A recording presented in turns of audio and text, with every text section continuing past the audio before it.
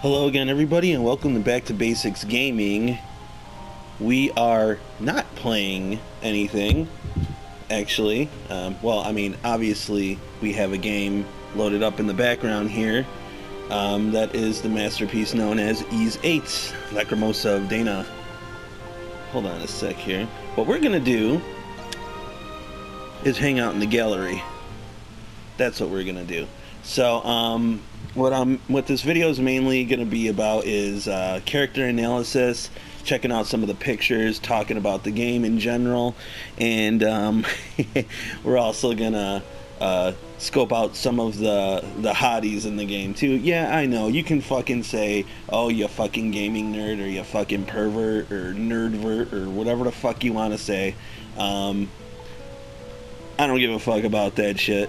There's definitely some chicks in here that I want to check out and that I want to talk about. I did a video not long ago with Katykins about the hottest females and the hottest males in Resident Evil. So think of it kind of like that too. We're going to be doing the hottest chicks too, and I guess we'll do the hottest males too. Why not? Sure. I'll just wing it myself. Katykins is not here right now, so all right.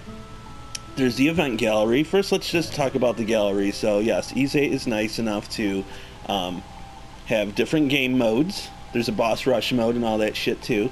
And they got language just right there, huh? There's gallery, which is basically your extras. There's the event gallery, which has every single cutscene in the game, which is pretty cool. But we're not going to look at the cutscenes, you know. I'm not going to do any of that shit, but it's got every cutscene in the game. It's got every FMV, which, I mean, really the first FMV is the only one you really need to see. All the other ones are very short, and you're not even going to know what's going on if you haven't really played the game. Or, I don't even know why the fuck you'd be here if you never played the game, but they're just like really teeny tiny motion videos. The first video, the opening movie, though, is very nice. Okay, so the meat and potatoes of this video are going to be in the image gallery. That's where we're going.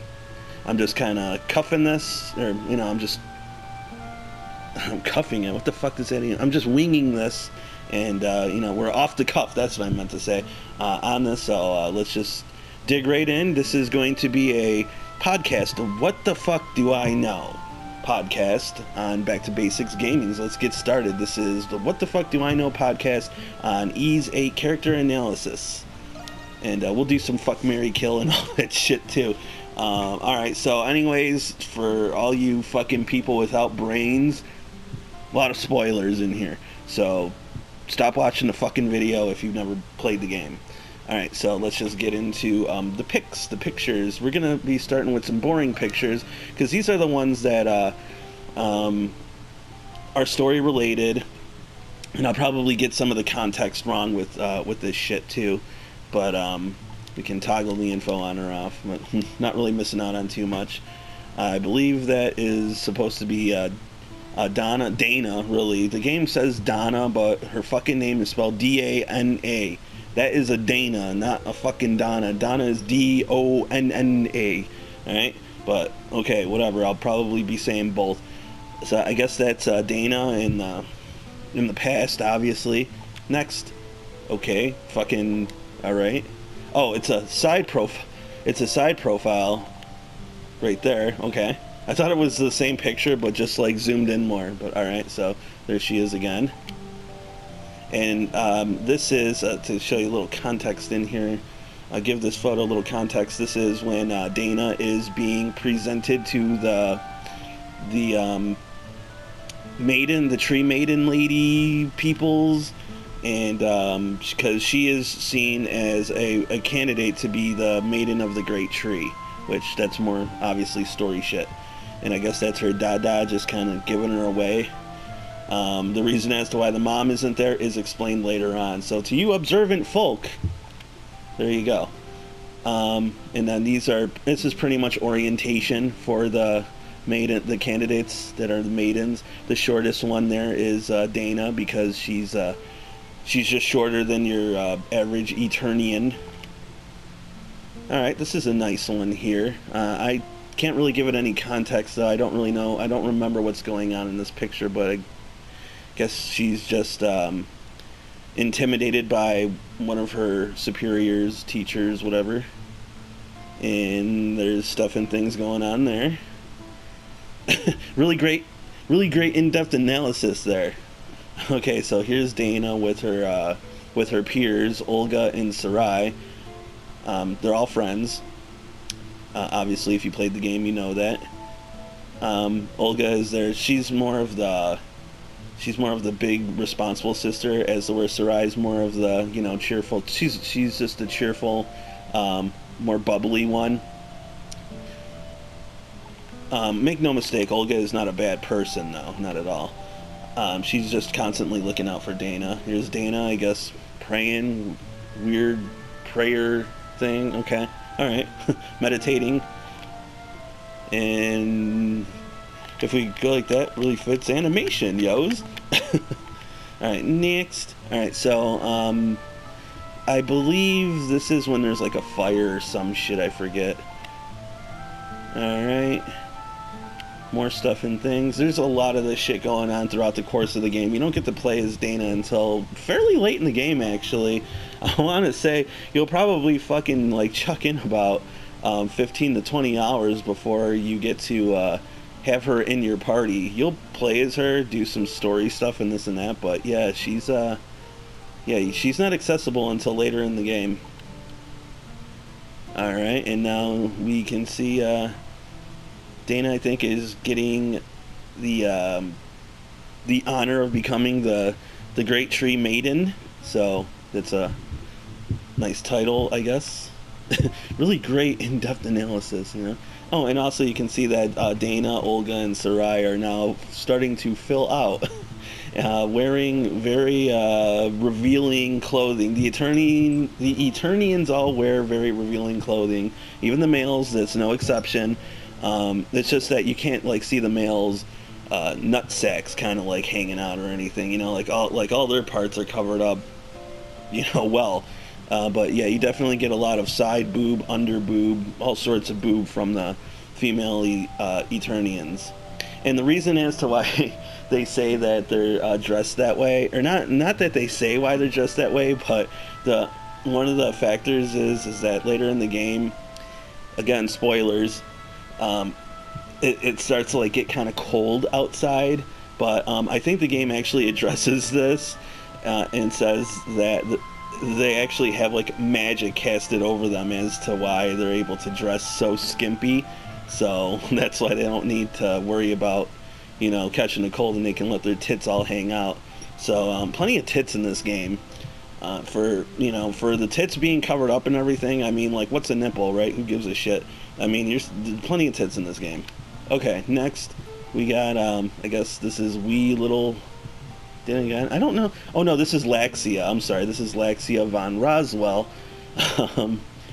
Yeah. Okay, we'll get into what I was thinking of in a bit, but yeah, that's her papa over there teaching her probably about primordials, her ancient species. This is pretty much the fall of House von Roswell, because her dad gets so soaked up in his research that he pretty much neglects everything else around him, including his family and his land and all that shit. So he ends up losing House Roswell. I don't know what's going. I think this is Dana again, and she's seeing scary pictures of, or scary event, because she can see the future, and she's seeing scary events. And as a kid, obviously that would, you know, fuck you up. So her mom gives her a ring, and that is able to suppress the gift, if you will. So there you go. Unfortunately, her mammy ends up dying in a fire, and had Dana not have that ring on, she would have actually been able to see this coming. But because of the ring her mom gave her, she wasn't able to see the future, which was of a fire in her house and claiming her mother. I know, it's really sad. Game's got pretty good story. I'm sorry if you hear a squeak. That's me hitting the armrest of my chair, and apparently my chair is falling apart now. I don't know. Okay, like I said, this is a podcast. I'm just kind of winging this. So you'll hear me drinking water and maybe make a couple gurgle sounds here and there. I don't mean to do that. I don't mean to be disgusting, but guy is thirsty. I'm a little dehydrated right now, so no, don't judge.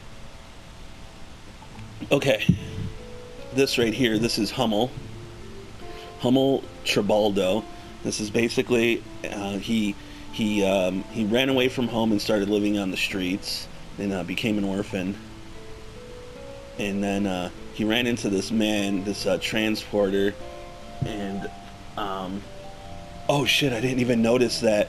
Okay, wow, yeah, I'm a dope. But okay, so he ran into a transporter in this game is pretty much what a transporter would be like in real life. It's a person who transports, like they have you ever seen the movie with Jason Statham where he's a transporter? That's my Jason Statham, sorry. But anyways, yeah, so he pretty much just transports whatever the fuck needs to be transported. So in Hummel's case, what's in the box is it's medicine. It's medicine. And this guy was trying to transport it, but for whatever fucking reason, he's just like dying. I don't know why. But what's really, really interesting about this picture that I never even noticed before is the hat right there. Hummel must have taken that hat, got it repaired, or repaired it himself, whatever, and started wearing it as his own throughout the end. Because I always thought that was kind of funny how he was wearing that fucking hat. And now I know why, because it was the transporter who basically asked him to finish the job, and then that's how Hummel became a transporter, and I guess he's wearing the hat to kind of honor him. So, wow, game. So much can be said in such a little picture. Really, really cool. How's that for a fucking analysis, you fucking video? Alright, moving on. Okay, so here's some of the boring stuff. Yeah, now we're getting into this stuff. You're really not going to know what the fuck this shit is, but it's pretty much... you're not going to know what this is unless you played the game, or I don't know, if maybe I can fucking, remember this shit, but here's a story of a guy came across a fucking tree. The tree gave him great power. He was able to fucking fend off his enemies and bring prosperity to his people. As you can see, he moved his people closer to this great tree because, by doing that, you would think moving a whole fucking city or kingdom or whatever would be, like a bad thing, but it's actually a good thing because moving closer to the tree brings them closer to the tree and its power source, which is very strong. And in all, it's a great tree of origins, and it gives off something called essence, which they can harness, and they can do all sorts of things with it, like fucking, like move machines and shit like that. I'm trying to remember what the fuck this shit is, man. I don't remember. I'm sorry. I really truly don't remember. I think there was an assassin or something to that effect, or a bandit, and the bandit was going to kill him, but some oracle or whatever fucking said, converted them, basically. Converted them. And yeah, as you can see, there's a blade there, and I'm not too sure what's going on there. I forget. Then this is dude meeting his wife, or the woman that he wants to marry, I should say. She ends up getting sick and bedridden. It just sounds like I'm making all this up, doesn't it? But no, I kind of remember this shit. She ends up getting bedridden, so he orders that there be like a villa built near her, and when they do that shit, they come across a monolith or something, like when they're digging like around that area. They come across them. I'm sorry if I'm doing a bad job, but they come across a monolith or something that pretty much tells them what the true intentions are of the Great Tree of Origins, because they think that this tree is like the greatest fucking thing. It's making their lives more comfortable. They're able to cast barriers up and use magics and shit like that. They can have their women walking around naked all the fucking time. And they come across this monolith that's shows what the Great Tree's like true purpose is, and what it is the fucking the Lacrimosa. And what the Lacrimosa is the it's all about evolution and selection and rejection, and pretty much says that, you know, they're going to, the humans will be extinct, or the Eternians, I should say, will be extinct in place of humans, and it'll go on, and then the humans will get their turn, and then the humans will be extinct or extinguished, and the next race or species, I should say, will move on, so on and so forth. Yeah, I don't know what the fuck this is. I mean, I know it's the great tree. I don't know why he's like praying to it or yelling at it. Not sure. And yeah, this shit I don't know either. So yeah, sorry. Okay, we got another picture here. I'm trying to remember what this shit is, and for the love of God, I can't remember. I don't know. Are we going in? Oh, we're going in circles now. Okay, so there you go. There's that.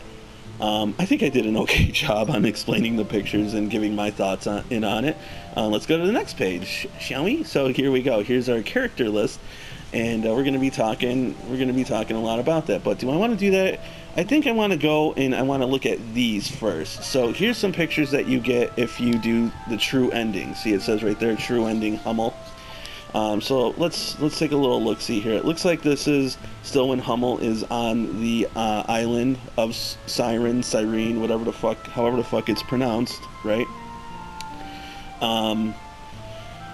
Yeah. He still has his transporting case that I guess he's going to fucking give to dude. I don't remember it being that big, so yeah, maybe this is a different transport now. Not sure. Okay, let's move on. Hey, good-looking guy though. Not nice and thin, and you know, just young man. All right, good-looking guy there, Hummel. Here's an interesting picture. This is with Ricotta and Thanatos, her adopted father, I guess you can say. I really don't even understand what the fuck Ricotta was doing on that island, or I don't remember at least. But Thanatos discovered her, and he taught her the, you know, pretty much our ways of life, and taught her how to read, speak, you know, fucking make tea. It looks like, though, in this picture that Ricotta is definitely filling out more, and she did say that to Adol in the game. It's kind of weird to have, like, a fucking a 10-year-old say this to you. Now, so, like, I think Ricotta is probably around 10 years old in the game. Here she looks like she might be, like, fucking, I don't know, like 18 or something, so this might be, like, 8 years later, you know? But she's got a few different things going on with her that she's wearing that I noticed, and she definitely looks like she's filling out more. And in the game, this fucking, when Ricotta's 10 years old, she tells Adol that he better call dibs on her now, because she's gonna fill out nicely and she's gonna be va-va-voom. Now that's what the game's saying, right? I'm not over here fucking talking about 10-year-olds, you know, filling out and shit. Well, I mean, I am, but I mean, this is what the game said, alright? The fucking game said this, not me, alright? So I'm not trying to, like, sexualize fucking 10-year-olds is what I'm saying, okay? That's her fucking words, like, exactly. So, it looks like, yeah, maybe Adol should have taken her up on that, then, I don't know. Maybe we'll get more Ricotta in, Ys 9, Monstrum Nox, because in, Ys 9, Adol is supposed to be, much older in this game. Like, well, I don't know. All they said, the dev said, is that this is going to be the oldest the series has seen him yet. So, in Ys 8, he is 21 years old. So, who knows how old he'll be in the next one, and I'm really excited for it. Ys 9, Monstrum Nox, I think is what it's called. Can't fucking wait. Anyways, I got sidetracked. Ricotta's growing up. Maybe we'll see her in it. Next. Okay, so, this one, I think, got me welled up a little bit. I mean, there's really not much to say here other than his wife. I think her name is Damia, and his daughter's name is Teddy. Damia and Teti, obviously that's who they are, and, you know, obviously that's Sahad, you know, big, lovable guy. Just, this guy is great. One of my favorite RPG characters of all time now, because I feel that he's kind of like your everyday guy, you know, he doesn't have too much of a filter. He says what's on his mind. He's honest, and he's hardworking, and he's a nice guy overall, and he's funny too, you know. I mean, like, he'll just say what's on his mind, and I really like that about Sahad. Well, I shouldn't even be talking about him now. I should be saying all that shit for the other thing. But anyways, let's just talk about the picture to give it some context. This is obviously Sahad getting back up from the island, and his wife and kid are more than happy to see him. The nice little touch I like about this picture is that Teddy, you notice that her little sandal or little slipper fell off while she was running to her father, in the excitement of seeing that he's alive and well and he's back in their life. So I really, really like that. I think that's a great touch. And Sahad, man, it looks like he did pretty well for himself. His wife's got a nice figure there. Yeah, good job, Sahad. All right, next. All right, so this is Laxia, and I'm never really a fan of that name. Me and Katie can jokingly call her Laxative. It's just Laxia, Laxative. It's too fucking close, and I don't know. She was pretty much our bitch throughout the game. Because she's a stickler, stuck up, and, you know, I don't know. She's just kind of a pain in the ass for a lot of the game. As the game progresses, she starts to relax a bit, but she's still like a stickler till the very end. Anyways, that's her and her dad. That's because she was raised properly, you know, and fucking this and that. But that just seems to be her and her dad. A boring picture, in my opinion. A very boring picture. The only interesting thing I can say about this picture is that it seems that she's still wearing the glasses that Adol. Yeah, that's right. I'm fucking saying Adol. All right, I don't say Adol. I say Adol, motherfuckers. But it looks like she's still wearing the glasses that Adol gave her as a gift when they were on the island. So that's nice. And I guess she's supposed to look more refined with it, because she said that she was going to be, like, you know, at the end of the game, I think she said she's going to be more confident and shit. So I think this is the way of the game saying, hey, look, you know, I'm a bit more refined. Oh, and look, I wear gloves now. All right, let's go. All right, here's our hero. Again, this is a very boring picture, too, I feel. I mean, like, don't get me wrong, it's cool and everything, you know, to see our hero pretty much, like, the bag and, you know, like, over his arm and shit, just implies the fact of the matter that, like, I'm off on another adventure, you know. But I don't know, I'd like to at least, like, have the guy fucking sit at the bar with Dogi or something, you know. Shit, this is such a boring photo. I mean, like, it's well done, it's well drawn, but there's nothing surrounding it to really get me excited, like, say, the Sahad picture, you know. Okay, yeah, so here is Dana, or Donna, however the fuck. Why are, like, the main characters of the game, like, why are their names so fucking hard to pronounce, or, I don't know. Anyways, so, this picture isn't as boring, and I'm sure you know why, because, well, I mean, I can give you two reasons, but, yeah, and there's a lot of that going on in the game, by the way. But, I mean, other than those two reasons, there's really not a lot going here. Pretty generic picture. I guess for whatever reason you can see through her hair. I don't know why animes do that, but okay. They do that, and then sometimes they don't, and it's like they can't make out their mind. A very interesting art style for sure. But yeah, there you go. There's Dana looking fine as usual. Right, next. Okay, so this is a picture of Laxia with her pappy, and they found a fossil of a huge fucking primordial. Looks like it might be a pterosaur or something, which you do fight one of them in the game. It's actually one of the worst fights in the fucking game, I feel. I mean, cool, I guess, you know, hey, look at us, we're being archaeologists. Wouldn't you like to be in the middle of that shit, huh? Oh my goodness. Alright, anyways, let's take a look here. So, you got the three girls all looking fine. You got Dana, you got Olga, you got Sarai.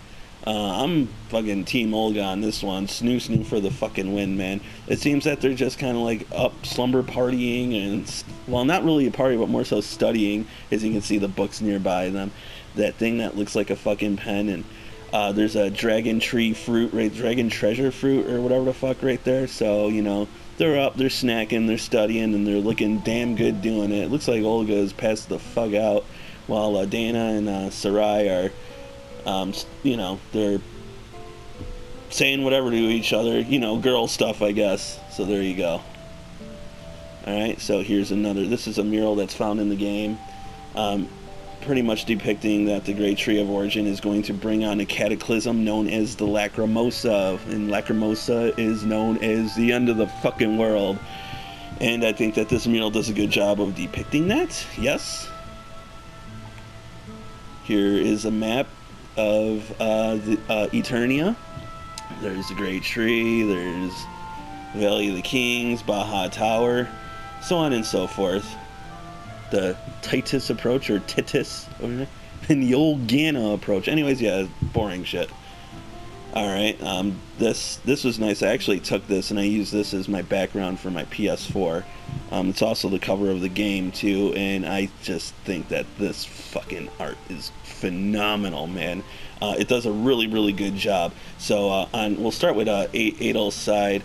I don't know what the fuck he's looking up at. I really don't know. Maybe a primordial or something. Not really too sure. Maybe he's just looking up to kind of make it look a bit more, make it look dramatic, right? But obviously he's on the island. You know, he's got his gear on. He looks damn good, and the wind's blowing, and he looks awesome. You know, I like it because this is pretty much the first thing you're gonna see when you pick up this game. You know, the cover is like, man, fuck, this guy looks cool. You know, like, who the fuck is this dude? I'm gonna play this. You know, kind of has like the swashbuckler look to him. Really cool. And then on Dana's side, we got, you know, then the first thing you see with her is like, ooh, man, who's this chick? You know, fuck, shit, man, she's hot. And she's wearing some skimpy shit there, too, huh? Fuck is that tower there? I guess that's just a temple? I forget, but on her side, you can see, like, the city of Eternia and shit. So you're like, oh, okay, there's some civilization going on there. We got an island on one side and civilization on the other. I guess we'll be exploring both. Oh, and look it up there. There's 2 moons, too. Okay. It's a little Skyrim-y, huh? Beautiful long hair. I don't know. She's got her eyes closed. Maybe she's tired, or... Is she touching his ass? No. No, she's not. But her hand is down there looking like she's trying to play grab ass, which, I mean, if she wants to, you know, grab ass, please, feel free. Alright. Next. Alright, good picture here. Really cool. So we got our main man, Sahad. He's missing his nose, apparently. Big old smile on his face, and that's pretty much what he's got going on throughout most of the game. A big old fucking smile, and, you know, he can't help but just really like this guy. Let's see. I like the little touch there on his arm, on his left arm. So you're right there. You can see the arm with it's got like dirt, perhaps even a blood or scrape or something on there, showing that, like, this motherfucker is, I mean, obviously has his weapon, which is like a fucking anchor, like half an anchor or some shit, and he's definitely been in some scraps, and that's not stopping him from having a good time, though, you know. And obviously this little girl here is Rakota, and if you look too on her garment there, she's also been in some scraps herself, and that isn't stopping her from having a good time either. So there you have it. We'll kind of do like a analysis on their clothing and all that when we look at the other shit, but cool picture. Again, really nice if you want it like as a background or something. Alright, and we got nowhere in the game do these... Okay, so I see what's going on here. They're showing us the character types. So like, cause Adol and Dana, they attack. They have like the same type of attack, I should say, not the same weapons, but the same type of attack. Same can go for them. They're like more tanky. They can hit like the fucking like enemies like with hard shells and shit like that. And then these two, they can take out like the aerial enemies and shit like that. Like shit like that. So yeah, there you got good old Hummel wearing that hat, long ass rifle, and Laxia, aka Laxative, over there, just doing her thing. I mean, it's very well drawn, but I really can't say much about it. There doesn't really seem to be, besides like it looks like she's wearing her panties, it doesn't really look like, you know, much is going on. Hummel's kind of got like this butler thing going on almost. If he was to take off the hat, I wonder if that's why they gave him one. Like, hey, we better give this motherfucker a hat, because he's looking a little too butlery. Okay. And here is Dana in the, and it's pretty much like she's getting ready to be in stasis because reasons and shit, but yeah. So there she goes. Really, really nice picture, and that's pretty much the picture that you get at the beginning of the game. Fucking well drawn, man. I mean, it's great. The lighting, the shading, all that, just showing her sexy figure, and that's that blue, that long blue hair is just beautiful, my friend. Next. Alright, here we go. So, man, if this doesn't fucking scream adventure right here, if this doesn't make you want to fucking go on an adventure, then you, sir, do not love video games. So, what we got going on here, obviously, is we're looking at some pterosaurs, and a lot of fucking, like, just that light beaming through, showing off the waterfall with the rainbow right down there, and then you got the fucking trees, and it all just kind of comes down, like, the path ahead it's got, like, this sinister red hue to it, and then below that we see our hero, obviously, that's going to be Adol. And we see the way that I'm interpreting this is that even though, like, it's really beautiful, like up there you see, like, those primordials up there are not nice, for one, but you see a lot of beauty in the picture, but then you see what Adol is going to have to eventually go through, I guess, like down that path, which looks like it's water or something. Yeah, because you can see reflection, but it looks like he's going to be going down that path. And to me, it kind of symbolizes hardship, you know. Very well done. Really, really dig this one.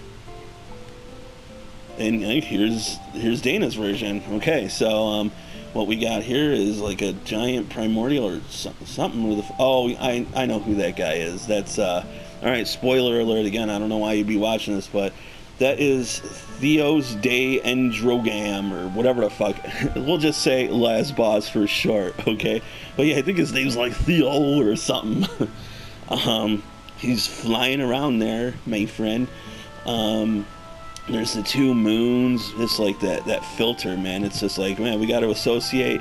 I guess I wasn't really getting that red, but yeah, I guess that also symbolizes our hero. But that's the most red that you get in this picture, because in this one, man, it's like, you know, you associate Dana with blue, and fuck, did they blew the fuck out of this place, right? I like it, but I don't like it as much as the other one. You got the two moons, you got the end boss there flying around, I guess maybe hovering over, you know, a looming threat, if you will. There's the great tree there as well. But yeah, that Theos Day, whatever the fuck he is, he's like the gatekeeper to this whole fucking deal. And then other stuff happens, which we'll get into. We got, and then we got the city. And then we have Dana with her Edelsphere, I think it's called, whatever the fuck, but those half-moon blades at her side, her trusty blades, and there you go. Next. Oh my goodness. Okay, 1 second here, hold on.